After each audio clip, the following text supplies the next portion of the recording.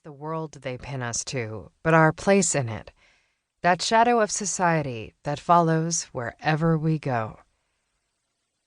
5.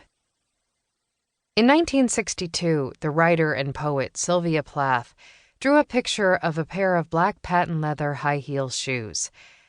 That these were her own personal shoes is not confirmed, but I believe they were. In the drawing, done in ink, the left shoe points east, while the right shoe points north by northwest, as if turned overly inward into a position that no real feet could find tenable.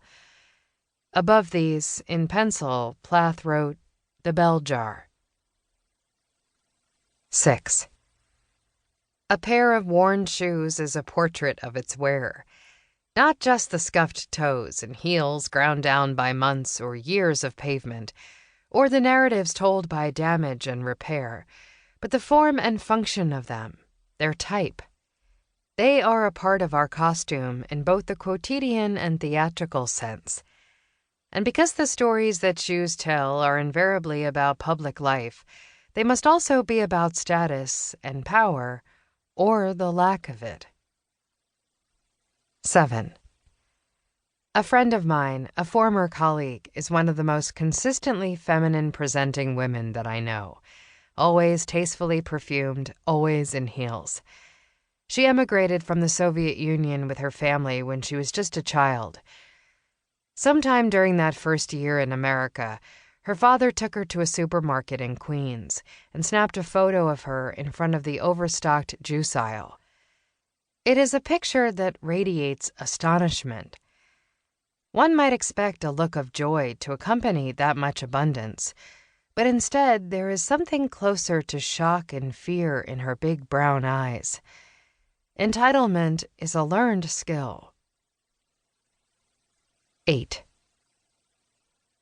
Western women are often told that we're now living in a time of unprecedented choice and the ability to form our own destiny. That the world is our overstocked supermarket. "You go, girl," the advertising copy says, or seems to say.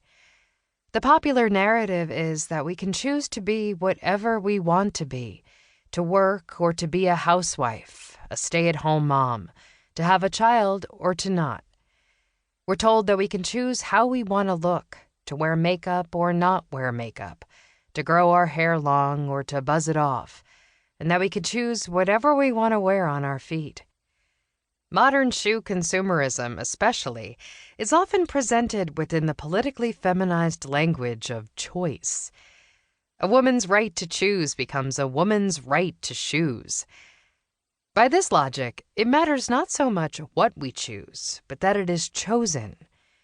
The very presence of different paths, visible but untaken, seems to indicate that choice was possible. That the path we end up on was selected as a result of our desires, or, at the very least, by our personal limitations, and that this is empowerment, or even feminism. That empowerment, the taking on of power, is a matter of personal intent and actualization, rather than one of structural change. That the course we chart through the labyrinth is individual and intentional. Some buy it, some don't. 9. The high heels that Plath drew under the words "the bell jar" were meant to be an illustration for her novel of the same name. Understood to be an autobiographical roman à clef, it concerns a troubled young woman named Esther Greenwood at the dawn of her adult life.